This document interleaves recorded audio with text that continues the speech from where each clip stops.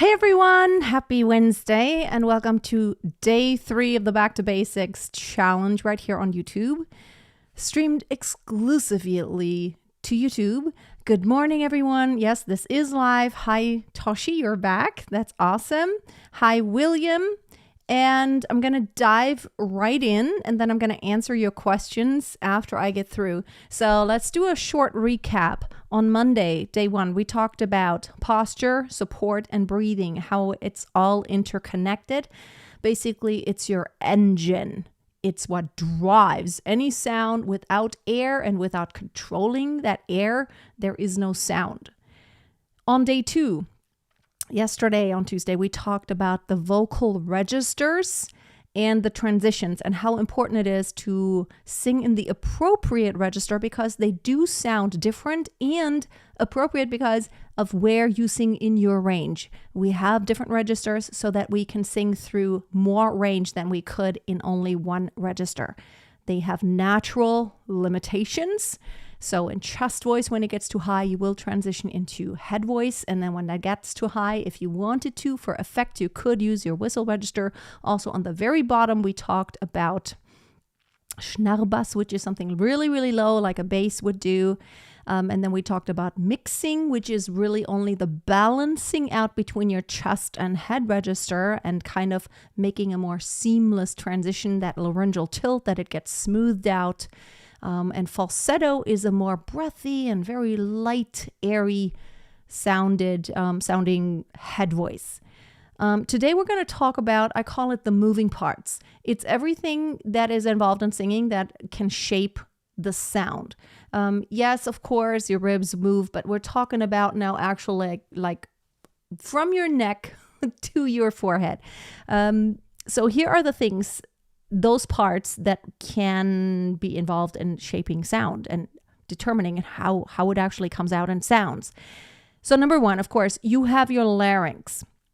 Your larynx, or also this is where your vocal cords are housed, the voice box. The larynx is, it actually has several pairs of muscles. It doesn't have just one pair of muscles. So besides moving the larynx up and down, you can also, we talked about it yesterday, it can tilt back and forth between registers, the heavy and the lighter mechanism. Chest voice being called the heavy mechanism because more of the vocal cords vibrate, and the lighter mechanism being called head voice. But as you just heard, if there are several pairs of muscles, not just the tilting and the raising and lowering muscle, there are many different ways you can use your larynx. You can use that to change how shallow or how low and dark the voice sounds. So if you wanted to darken, and there is a natural progression as you sing lower, la la la la la la la la, you could kind of feel this like, oh. What we don't want when we sing low, we don't want this extremely pushed down lower larynx, because then it makes for a very dark, for a dark voice. What we want is to move to even out that laryngeal movement a bit to where it is not excessively raised and also not excessively lowered. In classical music, we typically aim for a lower larynx position overall in comparison to non-classical style music. So anything that requires more projection outward, we want more large space, like creating the concert hall before actually the sound waves get into the concert hall, just our own personal concert hall that's built into our body. That can be achieved by having a lower larynx position. But again, there is a difference between a lower larynx and a really low larynx that is pushed. So la la la la. It's kind of a lower larynx. La la la la. I'm kind of relaxing it upward. We want the larynx to be able to move freely and not to be constricted and kind of locked into place. It's not very healthy. As long as there's movement, it's not as rigid. It's like holding a weight that's very heavy. if you hold it in place and you just have this very rigid position, it gets really heavy and your muscles are going to give out very quickly. If you have movement, it's always easier on the muscle. So we want that in singing. We want to keep movement in the larynx while aiming for a very specific sound. In classical, it's not la la la la la la. It's too high. We need more projection here and more large sound.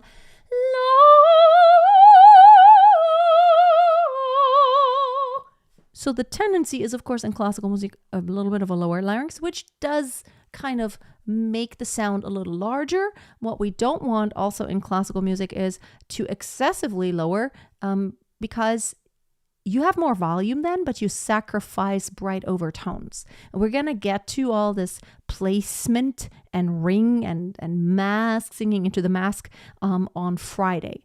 We're going to get deeper. I'm going to touch on it today, but the larynx also affects resonance and how your tone sounds. So what we want is, well, depending on the sound, in musical theater, in contemporary Broadway style, the tendency is for our higher larynx, especially on the high parts too. It's like, good morning, Baltimore. What we don't want is, good morning, Baltimore. Is this too low? We want a higher larynx there. So you can play around with that. The second thing that you can move, of course, where you actually have control over what the sound is going to be. Let's talk about the lips a little bit, okay? So your lips are really important because, have you ever tried just move the lips and you will see how the sound changes. So the lips can really help you. They can be an extension of other, what's happening inside of your mouth to kind of amplify. So when I sing an aw sound and an oo sound, I always think of forward lips, not directly fish lips, but instead of oh, which now I'm kind of, if I'm singing an aw sound, I'm kind of covering my teeth and now I'm just stopping the sound here.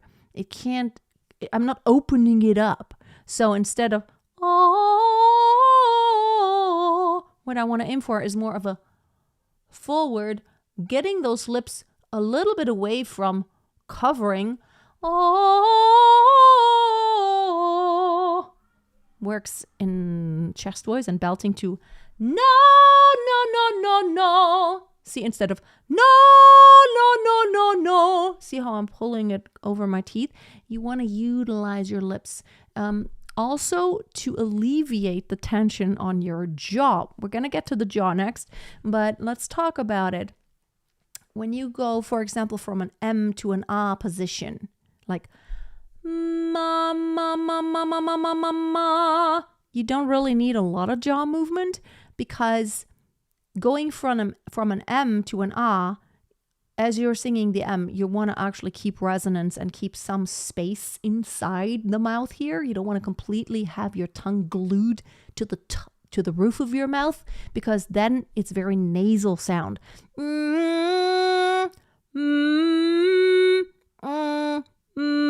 See how it sounds very different? But you can see how I'm opening it up. And basically, when I sing an M sound, I'm thinking but I'm just kind of enclosing that with my lips and I'm shutting the lips, but I'm keeping some space inside. I'm keeping kind of like an in there. So therefore, when you open from an M to an and you use your lips versus just a lot of jaw, you can alleviate the tension. So instead of ma, ma, ma, ma, ma, ma, ma, ma, ma, I didn't do anything with my lips, but my jaw did so much work, which puts a lot of tension on here. So instead, you want to go ma, ma, ma, ma, ma, ma, ma, ma, ma. So in slow motion, ma, ma, ma, ma, ma, ma, ma, ma, ma, ma, ma, ma. See how like my jaw hardly has to do anything. Same goes for like na na na na na na na na na. See how a lot of tongue, not a lot of jaw. I'm not saying no jaw movement, but much less than na na na na na na na na na na. See a lot less. And remember that whatever you sing, so I am singing. Oh, let's go back to that song that I mentioned. When I am down. See, wa. Lips. It's not when I am down and oh my soul so weary. So I'm trying to minimize that jaw movement, but at the same time I'm trying to give everything more space and direction by using my lips. So naturally on an ah sound, we're trying to kind of do the fish lip thing, or an ooh sound. We're trying not to cover the sound, but we're trying to bring it forward. So your lips are very important. Don't have paralyzed lips. I see this a lot where it's just like, when I am down and oh my soul so weary. It's almost like a I can never say it. Tranquiloquist. What is it? I'm gonna Bauchredner. That's what we call it in German. Ventriloquist. Why am I always tranquil? That's nothing tranquil about it. Ventriloquist. We call it a Bauchredner in German because it seems like their voice is coming out of the stomach, like the belly. It's a belly talker. Where did my chat go? There it is. So you don't want to be that when you sing. You know, it's like, when I am down and oh my soul so weary. Or you can make a lot of sounds without moving anything, but you do need your lips in singing. What you don't want to do is too much jaw. Moving on now to, let's go ahead and move toward the jaw. Thanks. Yeah, ventriloquist. The jaw, we just talked about it. The jaw is very important because it kind of opens up the mouth and closes it. And what we want, of course, is the sound to come out. It can only come out when we open up the mouth. Otherwise, it can only come through the nose. When you go, there are not a lot of sounds we can make, right? Basically, you can make an M without an open mouth. All other sounds kind of require you to open up your mouth, which means you need to use your jaw to have motion. Like we said, you're trying to not get too much tension there to where you get all like, oh, I'm hurting now, which probably some of you may know, especially when you sing longer stretches and you have a lot of singing going on. Oh, we easily feel this tension here. Even when we do something difficult, this is kind of where the tension wants to go. So thinking about these principles, even with the lips, helps alleviate that. But your jaw definitely needs to move to create all the sounds between an O and an M and an S and a sh and a f and a b. There has to be some jaw movement.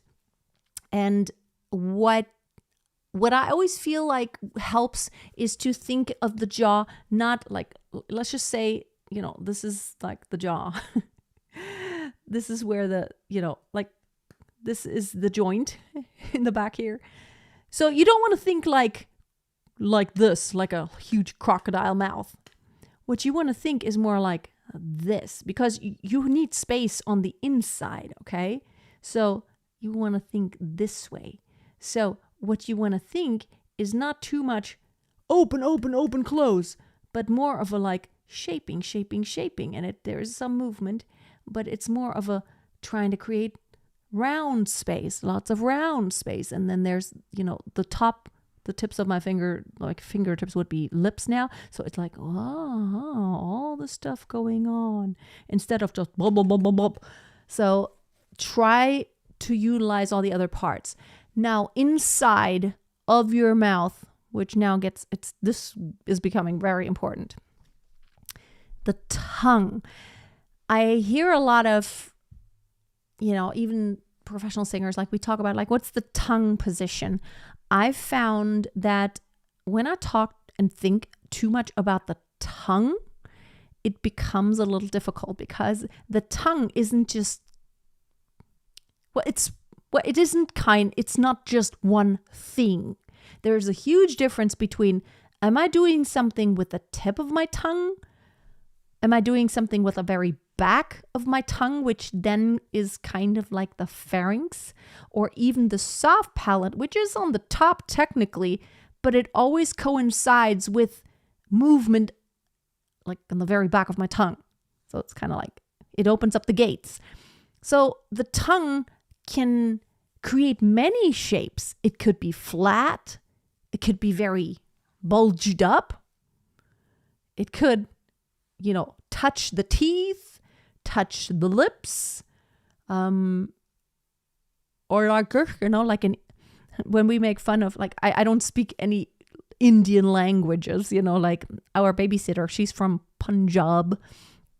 I don't speak any of those languages. But, when we hear Indians, the tongue position is a little bit further back. It's like, da, da, da, da, da. They roll their tongue up a little bit more than we in English would, or in German even. I think English and German is not that far apart when it comes to, like a lot of sounds. But I think some other languages have a very distinct, different position of the tongue. So be aware of what part of the tongue are we talking about. So the tip of the tongue, what does it do?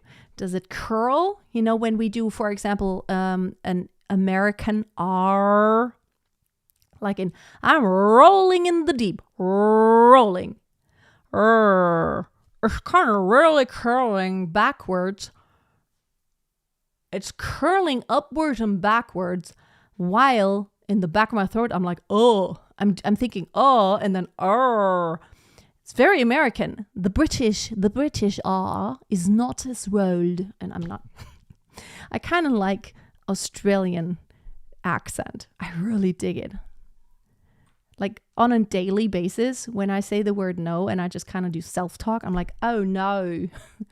I'm trying to say it in an Australian way. Oh no. I don't think if I'm nailing it, but I think Australian accent is so fun. But the tongue, flat, or is it bulging up? For example, let's see. Trying to think of like what examples do I usually, and by the way, in my Back to Basics course, I have a video about every single vowel and every single type of consonant and how to shape them correctly. In our Western languages, I guess, because in Italian it's just a little bit different. The T is more like, it's not as plosive. It's a little softer and it's a little bit more right behind the teeth, like tutti, te, te, instead of tutti. Like a German would read Italian and say tutti, bravo tutti, bravi tutti. That's not what a German would say. Bravi tutti. That's what a German would say. And an American would say bravi tutti. See how the T is so different in every language? How does a U-shaped tongue help? Oh, this is a whole different aspect now. Hear me out. Because as I said, thinking of tongue is really difficult unless when you're talking about the tip of your tongue, then it's useful to talk about tongue, because it's easy enough for everyone to be like, okay, do your tongue like a lisp, kind of bite your tongue and then like when a German has to learn the English TH, which is hard for many Germans. They go, this is very nice. And if you're trying to teach a German, you're just telling them, lisp, stick out your tongue between your teeth and then just blow out air, which is easy enough because we can see the tip of the tongue and it's easy to kind of see, okay, I'm sticking out my tongue. It does become a little harder when you're talking about, like you said, the U shape of a tongue. And this is what Toshi's talking about.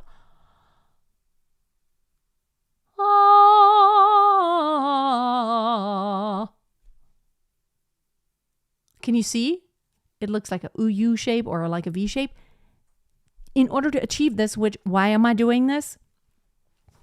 Most professional singers, especially opera singers, you will see that like it goes way down. It's because we want to create tons of resonance, which it's much better and much more brilliant when you have more space and you want to get the tongue out of the way to where it's not. So when my tongue is blocking all the sound, it can't really come forward. And so we're going to talk about that forward. It's going to be a thing on day 5 when we talk more about placement, like how to sing into the mask, how to bring the sound forward. And that's what we mean. We literally are allowing sound waves to come forward and not to be blocked. So it's blocked. It can't come forward.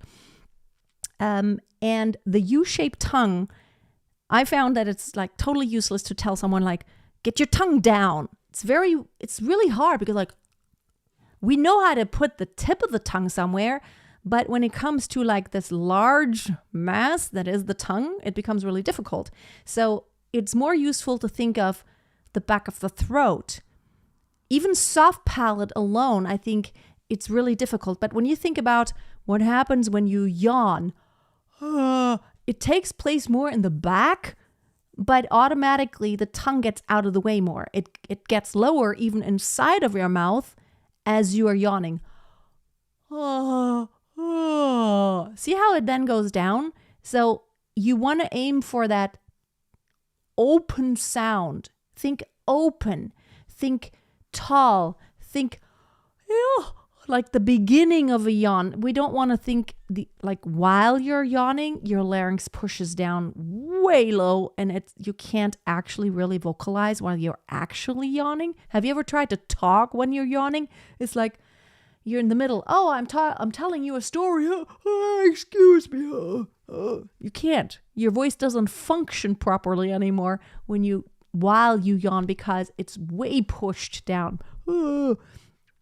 But it's really that getting the tongue out of the way has a lot to do with trying to lift the soft palate and make a taller space kind of in the back of your throat, which brings me to the next point. It's the pharynx. The pharynx in German is really nice because we have different words for throat. So when you have a sore throat, we call that Hals. Also, the neck in German is also Hals. So the inside of the throat and the outside of, basically, the neck is the outside of the throat. In German, it's the same word. But in German, we make a distinction, the inside of the throat. So there is the actual, like when you have a sore throat, like Hals. But then we have Rachen, which is more specific, which means it is kind of where your tonsils are, and it's that far back, where you get the inflammation when you have a cold. There's a swelling, it's red, it's anything that's like behind this uvula. Let's not talk about the uvula. Some people, I don't know why that is. I think it's a little weird. What do you think? Some people, like I've gotten so many comments from people who seem to be obsessed with the uvula, which is this thing that's hanging on the top, like where the soft palate is. It's strange how I'm like, what does the uvula do? Can you show the uvula? I'm like, that's really weird. Do you think that's weird when someone's obsessed? It's like, I'm not going to get into that, but it's like people being obsessed of like, show me vocal cords. I'm like, that's a little bit weird. I find it a little bit weird. So, but the uvula really in singing, really what it does, it's attached to the soft palate. So it's going to move wherever the soft palate's going to go, right? So go, I can't see the uvula because everything's blocked. And it's natural as the soft palate moves up and down. You see that uvula also kind of do a little dance. Not really, but it's, I don't even know what it's for physiologically. I know it's for something. And I know that some people have told me that they've had the uvula removed because like there was a problem in their singing. Some person emailed me a while back or some comment. They had their uvula removed. And then it just, I don't think it helped. I don't think that wouldn't help. Removing the uvula isn't going to help open up your sound because it's the soft palate. It's attached to the soft palate. You get that soft palate and the back of the tongue wide open, that uvula is no issue. It's not doing anything. It's this little bitty thing. So it's just weird. So uvula, not so relevant in singing. Think about soft palate, back of the throat, the pharyngeal space. Okay. And then I think we have actually talked about all the moving parts. But that pharyngeal space is so important to keep that, especially when you want to project more and when you want to kind of eliminate a sound that is too nasal. You don't want to go,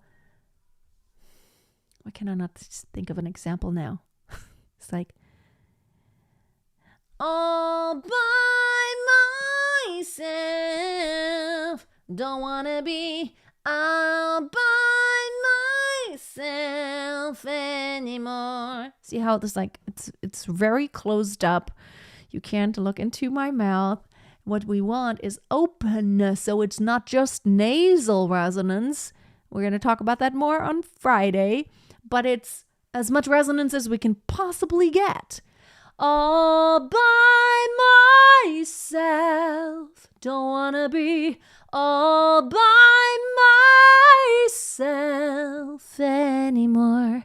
So, and then see, you automatically get that V shape or U shape in the middle of the tongue because I'm thinking about lifting the soft palate, having an openness in the back of my throat, i.e. pharyngeal space, that pharynx, which is the kind of the back of your throat,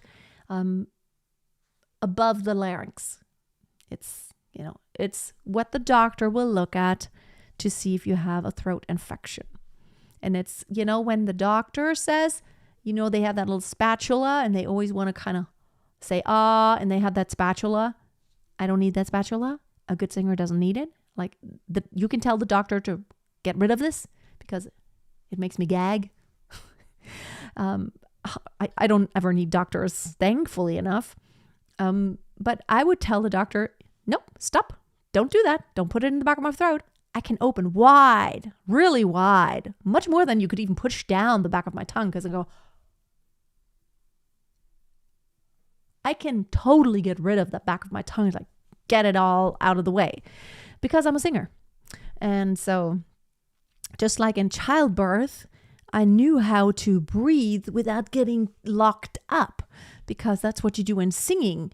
You use your support to push without tensing up your entire body, which I think helped both times. I have 3 kids, gave birth twice because I had twins, and all 3 of them were born at home, which means it was very non-complicated and actually quite quick births. Even the twins, and within, I don't know, like midwife arrived at about 5 p.m., 7:40, first twin was born.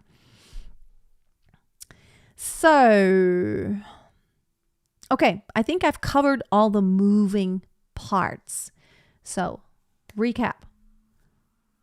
The larynx, the pharynx, the soft palate, the tongue, which we know now.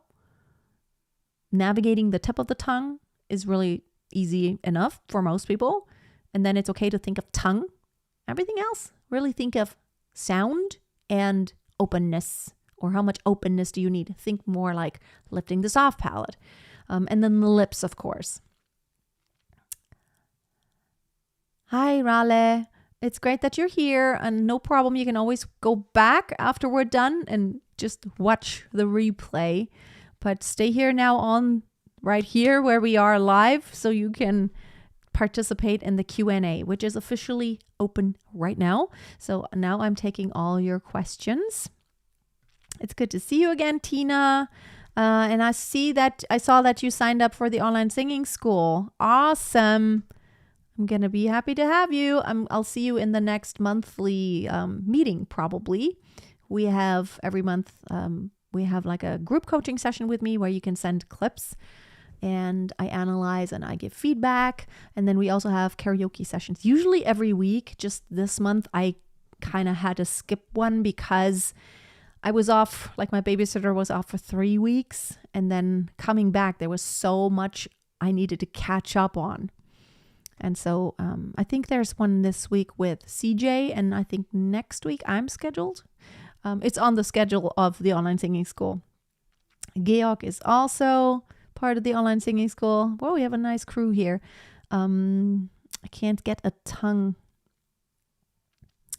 I've been trying for years. You mean you cannot get the tongue like to get out of the way? Yeah, I think connecting the dots between what is the sound I want, I think a lot happens when you just kind of go from both sides. Knowing, okay, let's try to shape an open sound like an ah. Let's try to make a shape. Let's try to think of a yawn. Let's try to think of lifting the soft palate. Oh. But then also at the same time trying to think, okay, what is the sound I want to create? Is it or ah? So naturally, when you have the right vowel, you probably have better chances of if you get the right sound, even in your speaking, and then paying attention to, okay, what are the soft parts? What are all of them doing now? Oh, yeah, like a German ah, like yeah. Oh, freeze it, standing in front of a mirror and kind of feel it. It's like, yeah, okay, what is happening? What is my soft palate doing? Yeah, oh, yeah. Georg, you're German, so you can do a nice yeah. So, aha, yeah, yeah. So going from that y to the ah sound is actually helpful because you feel what's opening up. Where is it opening up? So coming from both perspectives of, okay, I'm trying to just start by shaping and kind of opening up and starting to yawn. But then at the same time, maybe I could just, what am I doing? What's happening with all those muscles when I'm doing the actual sound? Because most people can do like a ah or a oh. And then just slow it down and freeze it. And it's like, what's actually happening? That split second when I'm creating that sound when I speak.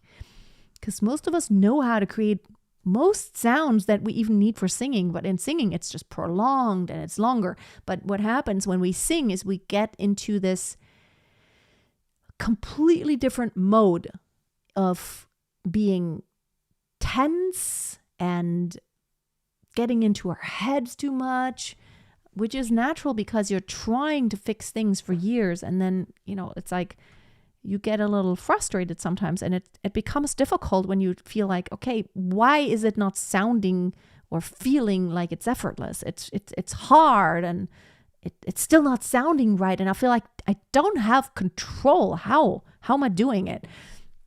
But I bet most of you know a lot more about shaping or opening up the sound and bringing the sound forward. You know more about it than you think you do, because if you're doing it in your speech, then you probably could do it in your singing. A lot of times I see that the problem might start in your speaking voice already, because if you're not doing it right in your speech, which it's not that important in your everyday talking, unless you are a proper actor, like in a theater, then you want to have it in a very proper way. But for most people, it's not that important if you have the perfect placement for every vowel and consonant. As long as you're speaking and everyone can understand you, it's not important if your ah is with a nice lifted soft palate. You can go, oh yeah, that works, right? Oh yeah. It still works. Not for an actor. I go, oh yeah, sein oder nicht sein, das ist hier die Frage. Which that's actually should be said in English because it's Hamlet saying it. Okay. Okay, let's see if I can.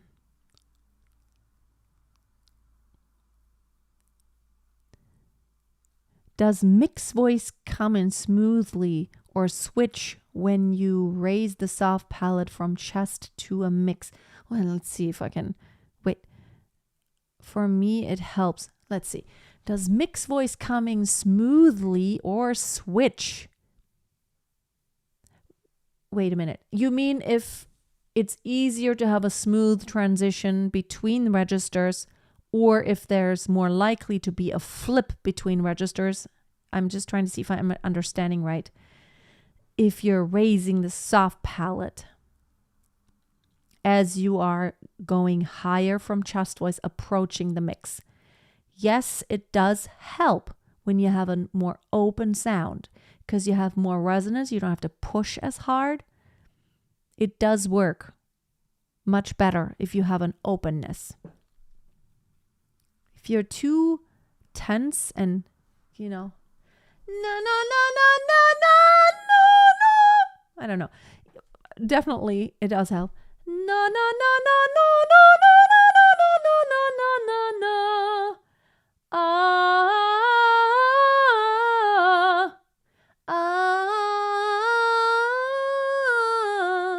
I think it helps. It's not all determining. You can have a more nasal sound and still kind of have the same mechanisms at work. But I think openness and better resonance always helps because you have the tendency to push less because it's not as tense.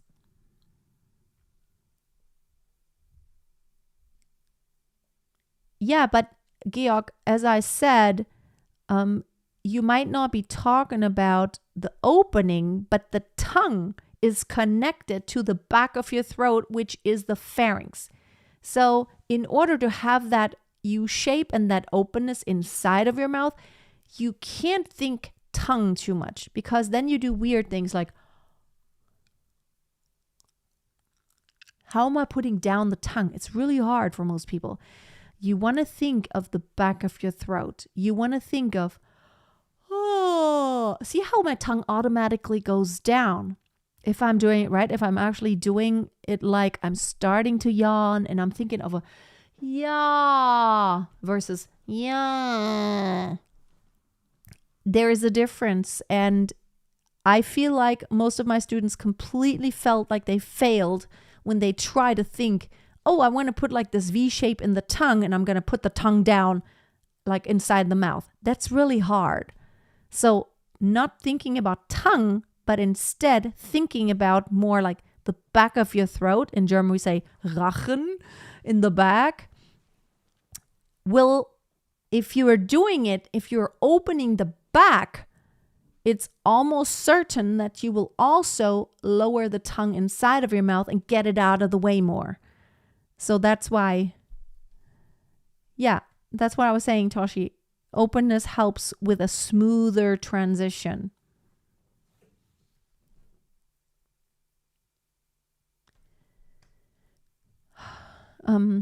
Let's see. I need to watch the time because I have another meeting in a little bit. For Soraya, hi. For dark sounds, how is the healthy way to do it? Like when Whitney Houston changes her sound from dark to light. In opera is the chiaroscuro technique. Okay, here's the thing. There's a difference between dark and full. I would probably maybe not call Whitney Houston ever doing like anything dark. It's more of a full resonant sound. So I don't think Whitney Houston ever really darkens. So it's not. And I will always love you. It's not really darkened. It's full and it's open. And I will always love you. I will always love you. Watch her. Whenever she's singing that ah, and that song is great because on the ah, there are lots of ahs in there, you will see openness inside. It's not henda, it's henda. That's what makes it not loud, but intense and forward placed. And it's not dark, it's just a full sound. It's full, it's supported, it's A focused sound, non-breathy, focused. And yes, in opera, you definitely also want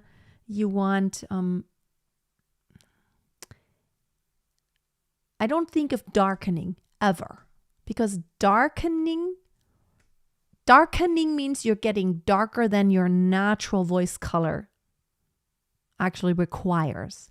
And when you are darkening or brightening too much, it kind of steers away from the sweet spot. But I know what you mean. I would rather think of it as more space, more openness, more forward placement. And that's really what it's all about, whether it's opera or anything else. If you want to sound amazing, and Whitney Houston is an amazing example. She's awesome. She was awesome, sadly. You will often see when she sings those long ahs, you can see how open it is. On some of those performances, you can actually see it close up, and you can see how you have this large opening. You can look into her throat, basically. Okay. Singing at choir. Mixed choir, sopranos, altos, tenors, and basses. Excuse me. Which register is better to use, chest voice or head voice, in order to get unique sound? Oh, in a choir, if you're a soprano, you will most likely use most of head voice, because everything will sit mostly above that breaking point, and it's much easier to not constantly transition, but stay mostly in head voice and only dip down into your chest voice when it gets kind of like below that point, like maybe like an F or E3. Four. Now, as a bass, that's a completely different. As a bass, you will be really exclusively in your chest voice. As a tenor, you will be mostly in your chest voice, but you do need to dip into your head voice when it gets high. As an alto, you will have a stronger sound on the lower end if you are more in chest voice. And so typically the altos will utilize a lot more chest voice. And then, for women, it's probably around the E3, E4, F4, G4, where someone will transition. And then for men, they will take the chest voice a bit higher, because that is the desired sound. Unless you are a countertenor, which is a man singing in head voice like a soprano, like achieving like a soprano-like sound. Like boy sopranos, you can utilize that head voice even as a grown-up man, and that would be then labeled as a countertenor.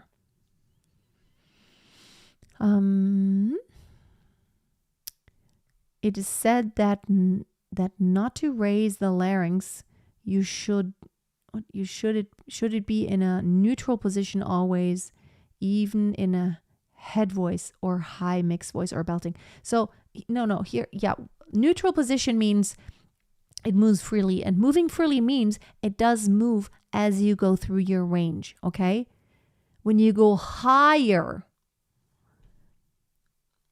the larynx will be in a higher position. When you go lower, it wants to be lower.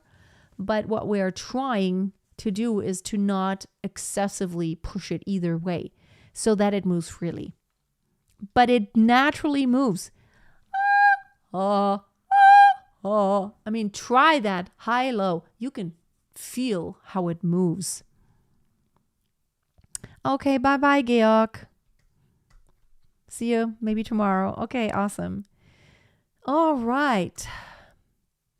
Thank you, everyone, so much for hanging out today.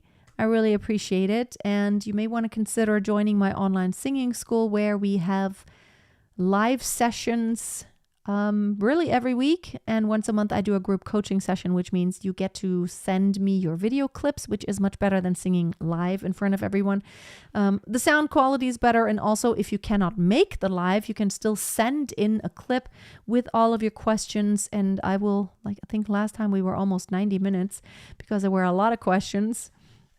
And I will try my best to help everyone to comment, to critique, to give you tips, and to give you suggestions to help you achieve the sound that you desire. And of course, we have a great community where you can interact with other singers from all over the world, which is lots of fun, plus more than 200 lesson videos about really anything singing, from my Back to Basics course, which includes more than 70 videos, to music theory for singers, how to sing opera, how to master pop ballads if you're interested in that. The vocal troubleshooting guide, vocal warm-ups vault, where I have a collection of different warm-ups. So I would love to see some of you there. And we have the special offer. The link is below this video right now, where you can get the first month for just $9. So you can just kind of take a look. In German, we say schnuppern. Just check it out. I'd love to see you in there. All right.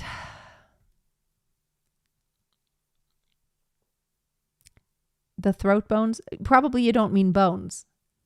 You mean the larynx isn't a bone. It's the larynx. You can see as you, for men, it protrudes. Like for men, you can see this. You can't really see it. Which is, by the way, one way where you can tell if someone had like a gender change. That will not change normally. Like the larynx is usually what gives it away. For someone who's born a male, the larynx, it's there. I don't think you can do anything to change that. Fun side note. Have a great day, and I will see you tomorrow. Okay? Happy singing, and don't forget to always keep a song in your heart, because it's important to do all of this. Like, yes, we need the technique and like think about it and do all the hard work. But at the end of the day, it's really about enjoying songs and music and sharing that. It's the universal language. Okay, be blessed. Talk later. Bye.